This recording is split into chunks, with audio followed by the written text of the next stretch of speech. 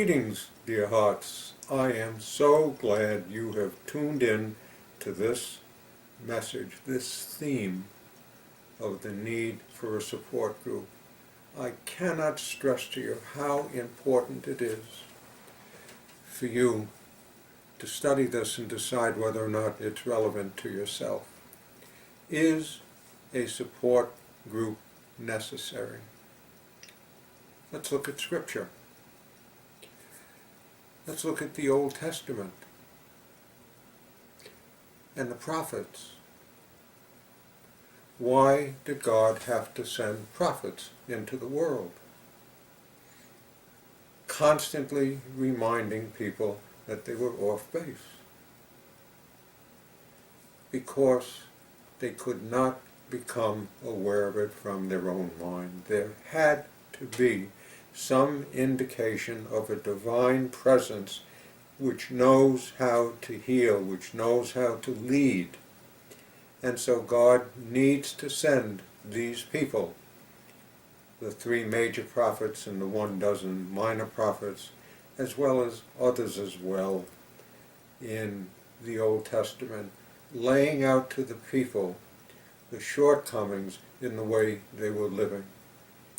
And it's an interesting story with one of them. Actually, each one of the major prophets, Isaiah, Ezekiel, and Jeremiah, have the same issue of needing a support themselves. But let's look at it to see if it's relevant to yourself. Isaiah finds himself before God. And what's Isaiah's first reaction? He says, I'm before my Creator with unclean lips. Now, do you think that Isaiah can go out into this world and help healing or heal himself if he is so concerned about his unclean lips that he clamps up before God, tightens up, is concerned about it? And Isaiah can't heal this himself. He cannot. The proof of it is what God needed to do at that point in support of Isaiah. He doesn't say to Isaiah, oh, now come on, get your act together here. Now just look at yourself. Can't you see that you've got it with what I want you to be able to accomplish? Doesn't do that. It's a very clear action by God that God is needed to help Isaiah. And as it's reported, an angel touches Isaiah's lips with a burning coal. Not to give him a blister. That wasn't the purpose of it. Remember, these stories are symbolic. The healing nature, he touches his lips with a burning coal to heal this thought. Nice symbol. And what happens? Only at that point does God say, who shall I send? He doesn't say it before. When Isaiah says, I'm on here with unclean lips, God doesn't say, shh, just listen to the message and make a decision as to whether or not you're supposed to. He doesn't do it at that point. God doesn't say what's going to go on here. Isaiah just knows, I'm before my Creator with unclean lips. After the angel touches him with the burning coal upon his lips, only then does God say, who shall I send? And guess in the back of the room who raises his hand? Yes, you got it. It's Isaiah. He goes from stating, I am before my God with unclean lips, and an obvious reluctance to be able to go further, hands in the air after he's touched, send me. Now, what happened that this phenomenon occurred? What changed Isaiah from, no thanks, nice to meet you, I'm awful frightened, to send me? The confidence that was there. Isaiah had his personal healing take place. Enough of a healing that Isaiah felt, I can do this through God's support. In that moment, God showed Isaiah, I've got you covered. And when God gets Isaiah covered, he gives him a confidence, a sense of worth that he's willing to do this kind of a thing. The prophets of the Jewish scripture all had the confidence to go out and be able to teach, to remind the people of the healings that they're missing. And many of them, as I remember with Elijah, when Elijah flees, it mentions that all of the prophets have been killed. That they knew this. They knew that there would be a martyring. And yet, with such strength and power, that wasn't important, because they have been shown that there is an inner me that when God touches it, gives you great strength.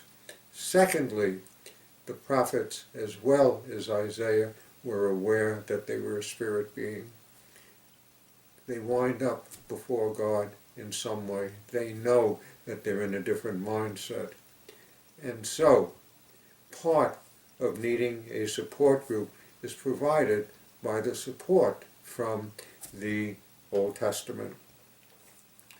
Jeremiah in the Old Testament states, oh, I'm too young, God, I haven't got it, can't do it, etc. And God solves that problem.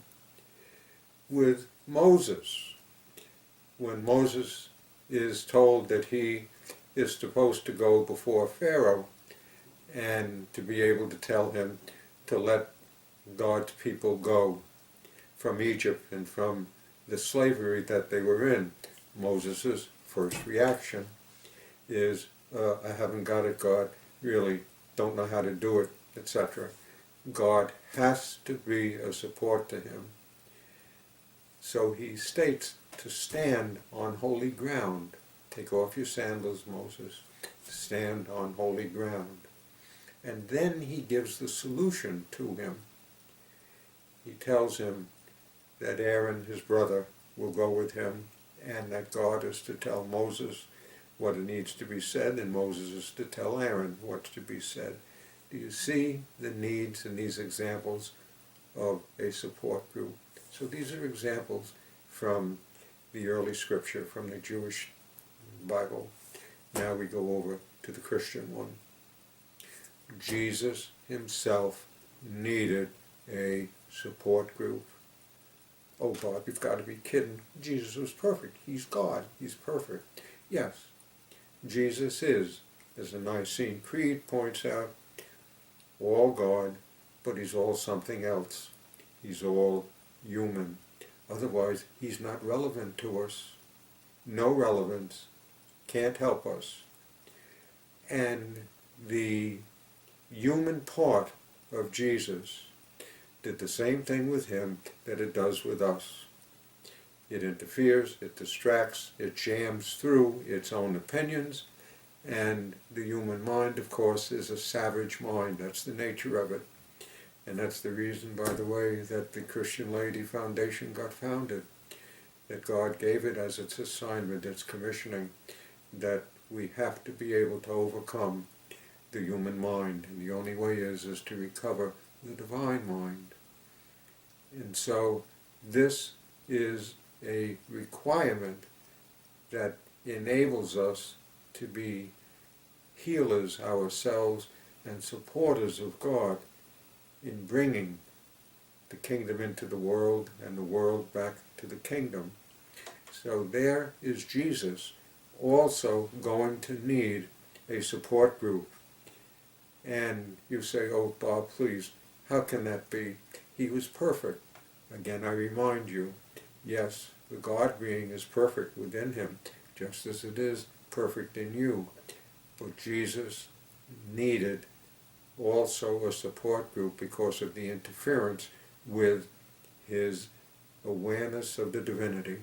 And we're going to go into that subject next as we continue the need for a support group.